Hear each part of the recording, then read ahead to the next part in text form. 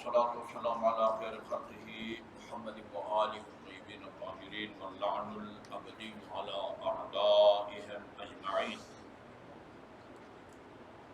أما بعد فقال الله الحكيم بسم الله الرحمن الرحيم واعتصموا بحبل الله جميعا ولا تفرقوا. یہ امیر المومنین علیہ الصلوۃ والسلام کے جو زندگی کے مختلف شعبوں سے متعلق کوئی 400 آداب ہیں. ان میں سے آخری ادب جو ہم نے کل نہیں پرسوں جمعرات کو اپنے نمازی حضرات کو سنایا، میں اس کو دہراتا ہوں اس لیے کہ وہ بہت اہم ہے، ہم سب کے لیے اس کے اندر سبق ہے. خصوصاً جو لوگ اپنے آپ کو علماء کرام کہلاتے ہیں، مجالس پڑھتے ہیں، مومنین سے ان کا واسطہ پڑتا ہے، ان کے لیے امیر المومنین کا یہ فرمان تھا. فرمایا اذا رأیتم من اخیکم حفوة، تم جب اپنے کسی برادر مومن سے کوئی دیکھو کہ اس سے کوئی غلطی ہو رہی ہے، لغزش اس سے سرزد ہو رہی ہے، غلط گناہ کام کرتا ہے، حتیٰ ایک آدمی مجلس پڑھ رہا ہے اور کوئی غلط بیانی کر رہا ہے، کوئی غلط روایت پڑھ رہا ہے، کوئی غلط عقیدہ بیان کر رہا ہے، میں آپ اس کو سنیں تو اس کو اس غلط کام سے روکنے کا ہمیں امیر المومنین طریقہ بتاتے ہیں کہ اس کو کس طرح اس کام سے روکا جائے. آپ میں آپ کے سب کو شامل ہے، آپ کے بچے آپ سے کوئی آپ کے سامنے کوئی غلط کام کر رہے ہیں، آپ کے شاگرد آپ کے سامنے کوئی غلط کام کر رہے ہیں، آپ کوئی آفیسر ہیں، آپ کی جونیئر کوئی غلط کام کر رہے ہیں، آپ کے ملازمین کوئی غلط کام کر رہے ہیں. اذا رأیتم من اخیکم حفوة، آپ اپنے مسلمان بھائی برادر مومن سے دیکھیں کہ اسے کوئی غلطی سرزد ہو گئی ہے، فلا تکونوا علیہ، اس کے مخالف نہ بن جاؤ، اس کے مخالف نہ بن جاؤ، اس کے دشمن مت بن جاؤ. دشمن کا لفظ میں نے استعمال کیا ہے یہاں عین امیر المومنین کے فرمان کا جو ترجمہ ہے، اس کے مخالف نہ بن جاؤ. کسی غلطی کی وجہ سے گناہ وہ کرتا ہے تو اس کے مخالف نہ بن جاؤ. اور وَكُونُوا لَهُ كَنَفْسِهِ، اس کے لیے ایسا بنو جیسے اس کے لیے وہ خود اس کی اپنی جان ہے. وَكُونُوا لَهُ كَنَفْسِهِ، اس کے لیے تم ایسا بنو جیسے خود اس کی تم جان ہو. ایک اس کی جان کے پیچھے نہ پڑو، اور بلکہ ایسا سمجھو کہ وہ یا تم اس کی جان ہو. اچھا، اور کیا کرو؟ وَأَرْشِدُوهُ وَانصِحُوهُ، اس کو گائیڈ کرو، اس کو دلیل سے سمجھاؤ. قرآن اور اہل بیت کے اقوال اور فرامین کی روشنی میں اس کو گائیڈ کرو، اس کی رہنمائی کرو. یہ کام جو تم کر رہے ہو یہ شیطان ٹھیک نہیں ہے، خدا رسول امام اس سے راضی نہیں ہے. آرام سے اس کو سمجھاؤ. وہ ارشدو ہو، اس کی جو ہے نا ارشاد کرو یا اس کی رہنمائی کرو. وانصحوہ، نصیحت کرو، اس کو نصیحت کرو. وترفقوا بہ، اور نرمی برتو. رفق کہتے ہیں نرمی کو. سختی سے اپنے سامعین کے ساتھ بھی سختی مت کرو، اپنی اولاد کے ساتھ بھی سختی نہ کرو، اپنے اسٹوڈنٹ اور طالب علم کے ساتھ بھی سختی نہ کرو. اور ترفق، نرمی سے کام لو. اچھا جی بھی، اچھا یہ آج یہاں سے نئی بات شروع ہو رہی ہے، اور اسی فرمان کی مناسبت سے میں نے وہ آیے کریمہ پڑھی ہے جو تقریباً ہر بولنے والا جہاں بھی کوئی اتحاد بین المسلمین یا اتحاد بین المومنین کا کوئی پروگرام ہوتا ہے سب اس کو پڑھتے ہیں. آیے کریمہ پر خود عمل کریں یا نہ کریں، مگر اتحاد کے موضوع پر منعقد پروگراموں میں اس آیے کریمہ کی ہر کوئی تلاوت کرتا ہے. وَاعْتَصِمُوا بِحَبْلِ اللَّهِ جَمِيعًا. یہ دیکھو آپ کو یاد ہو گئی ہے یہ آیت، اس کثرت سے علماء کرام اس کو پڑھتے ہیں، وَاعْتَصِمُوا بِحَبْلِ اللَّهِ جَمِيعًا، تم سب کے سب مل کے اللہ تعالیٰ کی مضبوط رسی کو تھامو۔ اچھا، سورہ انفال کی آیت ہے، اس میں اس سے بھی زیادہ جو ہے نا وہ سختی سے اور اختلاف کا انجام اور اس کے نقصانات کی طرف استعمال کیا ہے۔ اطیعوا اللہ ورسولہ ولا تنازعوا، اللہ تعالیٰ کی اطاعت کرو، ولا تنازعوا، ہاں وہ آپس میں لڑائی جھگڑے نہ کرو، فتفشلوا وتذهب ريحكم، ہاں اور تم جو ہے نا کمزور پڑ جاؤ گے، شکست سے دوچار ہو جاؤ گے، وتذهب ريحكم، تذهب ريحكم، یہ عجیب مثال دی ہے، عجیب مثال دی ہے۔ ہاں یہ گاڑی پنچر ہو جائے تو کیا ہو جاتا ہے؟ گاڑی وہیں رک جاتی ہے۔ یہ غبارہ کے اندر جو ہے نا وہ گیس بھرتے ہیں تو وہ اڑتا ہے، وہ کہیں کوئی نوکدار چیز اس کو لگ جائے، اس میں ہوا نکل جائے تو کیا ہو جاتا ہے؟ وہ زمین پر جو ہے نا بیٹھ جاتا ہے۔ ہوائی جہاز ہوا کی وجہ سے اڑتا ہے، ہوائی جہاز ہوا کی وجہ سے، وہ ایئر پیکٹ کہتے ہیں۔ ایک دفعہ میں کراچی سے ادھر اسلام آباد آ رہا تھا، میرے ساتھ ایک ریٹائرڈ پائلٹ مومن بیٹھا ہوا تھا میرے ساتھ نا سیٹ پر، ایک ہی نشست پر۔ اچھا، سیٹ بیلٹ باندھ رہے تھے، میں نے اس سے کہا کہ یہ کیا فائدہ ہے سیٹ بیلٹ باندھنے کا؟ یہ گاڑی میں سفر کر رہے ہیں، سیٹ بیلٹ باندھیں، خدا نخواستہ گاڑی کو کوئی حادثہ پیش آئے اور وہ قلبازیاں کھائے تو سیٹ بیلٹ آپ کو وہ بچاتا ہے۔ یہ ہوائی جہاز اگر خدا نخواستہ کہیں گر جاتا ہے، یہ مجھے کیا کام دے گا؟ یہ سمندر میں گرے یا کسی خشکی میں گرے، سارا جہاز جو ہے نا وہ چور چور ہو جائے گا، یہ سیٹ بیلٹ میری جو ہے نا یہ کیا مدد کرے گا؟ انہوں نے مجھے بتایا کہ مولانا صاحب یہ نا کبھی کبھی دوران پرواز جو ہے نا وہ ایئر پیکٹ آتے ہیں، یعنی کئی میٹر یا کلومیٹروں تک ہوا نہیں ہوتی، جب ہوا نہیں ہوتی تو جہاز پھر اٹھ نہیں سکتا، نیچے آتا ہے، اور بڑی تیز رفتاری سے، مجھے یاد نہیں رہا کس سپیڈ سے، یعنی اتنا وزنی جہاز جب اوپر سے نیچے آتا ہوگا پھر کس سپیڈ سے آتا ہوگا، آپ خود اندازہ لگا سکتے ہیں۔ کہا اگر یہ سیٹ بیلٹ نہ ہو اور جہاز یوں آتا ہے تو پھر آپ کا سر چھت کو ٹکراتا، پھٹ سکتا ہے۔ کہا کہ یہ زیادہ جو ہے نا یہ ایئر پیکٹ میں جو جہاز نیچے گرتا ہے اس وقت جو ہے نا آپ کے سر کو چھت سے جو ہے نا وہ ٹکرانے سے وہ بچاتا ہے۔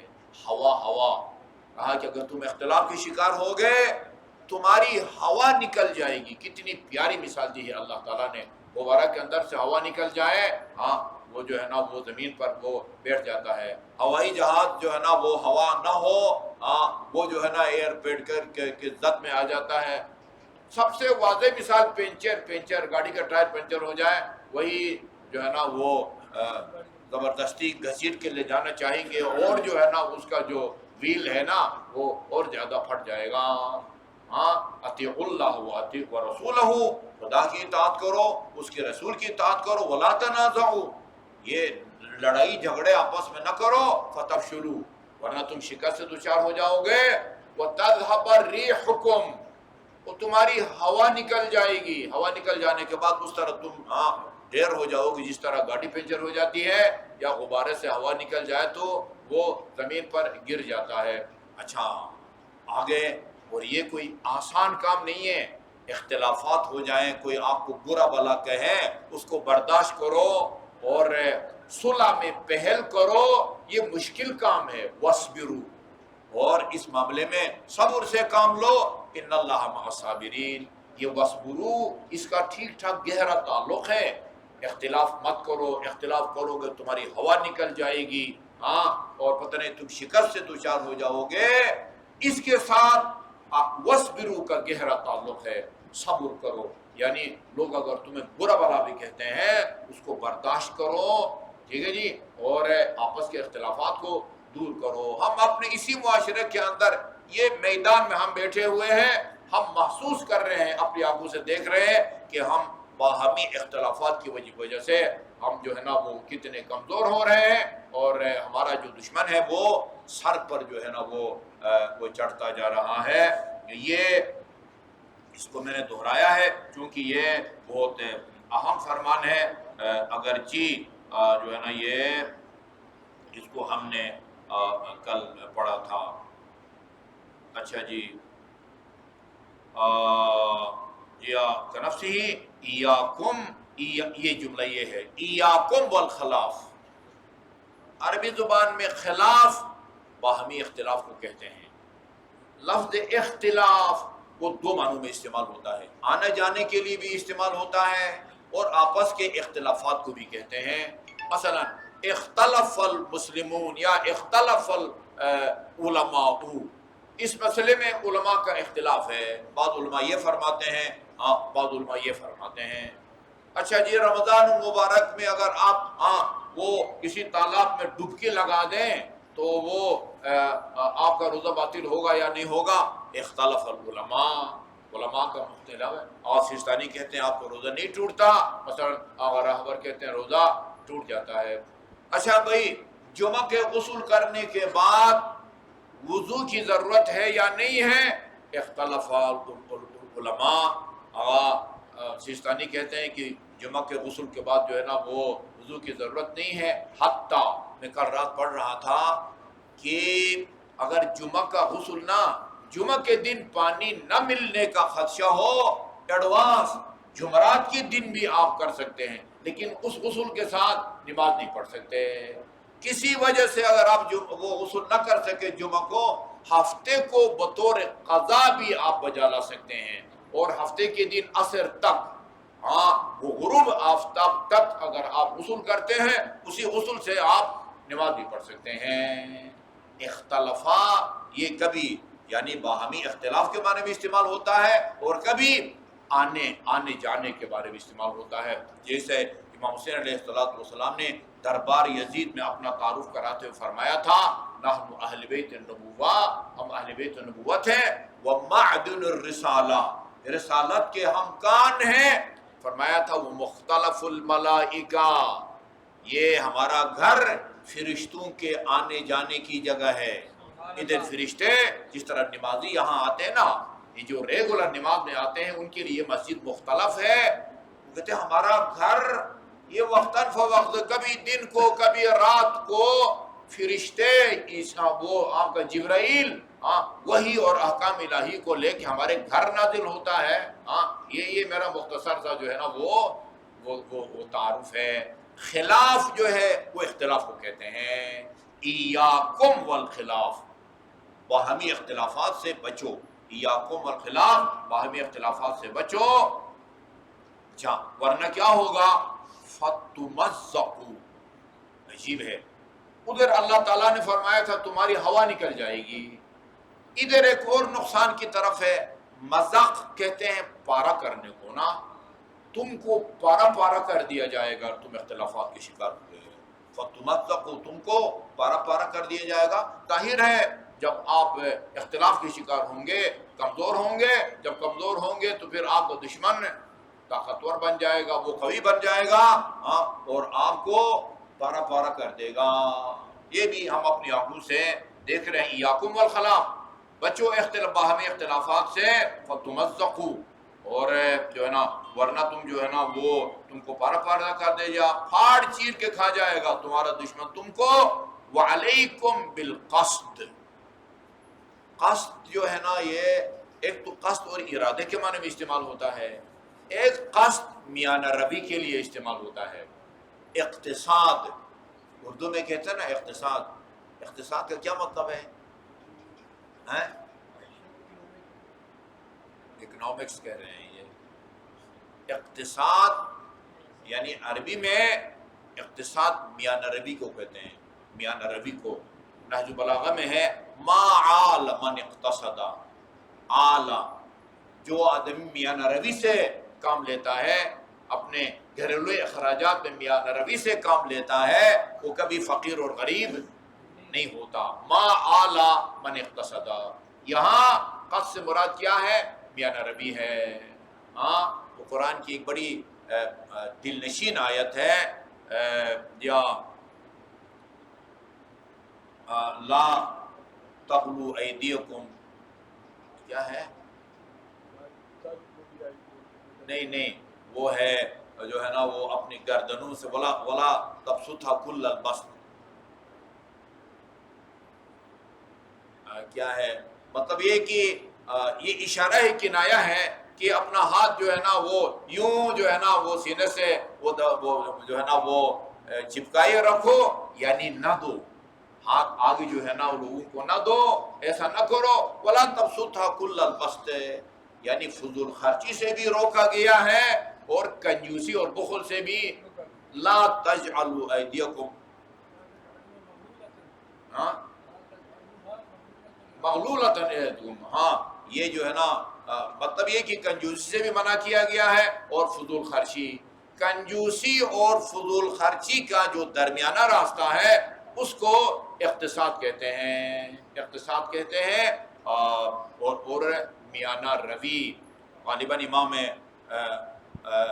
محمد تقی علیہ السلام کا فرمان ہے،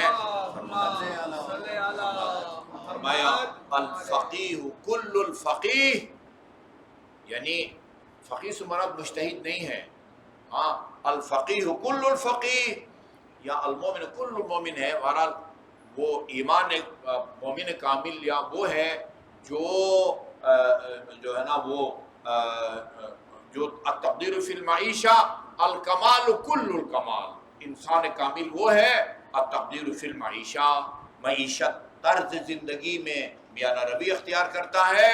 اور والصبر علی النائبہ، الصبر علی النائبہ، اور کوئی مصیبت نازل ہو تو اس میں وہ صبر کرتا ہے. ایک اور تیسری چیز بھی ہے. بہرحال یہ کہ قصد سے مراد کیا ہے؟ میانہ روی ہے، یا قصد کرنا، ارادہ کرنا، پروگرام مراد نہیں ہے. قصد سے مراد میانہ روی ہے جو مختلف معنوں میں استعمال ہوتا ہے. علیکم بالقصد تزلفوا وترجوا، یعنی اس سے تمہیں جو ہے نا وہ قرب حاصل ہوگا خدا کا. پھر نیا مسئلہ شروع ہو گیا، انشاءاللہ اس کو مشاہد زندگی کل بیان کروں گا. اس میں پھر جو ہے نا وہ سفر کے کچھ آداب بیان کرتے ہیں کہ جس سواری پر سوار ہو کے جاتے ہو. البتہ پرانے زمانے کی بات ہے کہ بھئی تمہارا برتاؤ سواری کے ساتھ کیا ہونا چاہیے. گھوڑا ہے، گدھا ہے، خچر ہے، اس کے ساتھ تمہارا برتاؤ کیا ہونا چاہیے. ادھر اگر برتاؤ صحیح نہیں ہوگا گناہ بھی ہے. بندہ وہ بر وقت اس کو چارہ کھانے پی چیز نہ دے، بندہ گناہگار ہو جاتا ہے. آج کل اگر آدمی پیٹرول نہیں ڈالیں گے تو آپ گناہگار تو نہیں ہوں گے، لیکن ویسے ہی آپ اپنے مقصد تک نہیں پہنچیں گے. ٹھیک ہے نا. یہ اس زمانے کی بات ہے کہ آداب سفر انشاءاللہ پھر اس کو ہم کل بیان کریں گے. اللہم صلی اللہ محمد و آل محمد. یا اللہ یا اللہ یا اللہ یا اللہ یا اللہ یا اللہ یا اللہ یا اللہ یا اللہ یا اللہ یا واحد یا احد یا صمد یا من لم یلد ولم یولد ولم یکن له کفوا احد. وفاطمة وأبيها وبعلها وبنيها وبسر المستودع فيها نسألك زيادة في العلم وبركة في الرزق وصحة في الجسم وطولا في العمر ونورا في القلب وتوبة قبل الموت وراحة عند الموت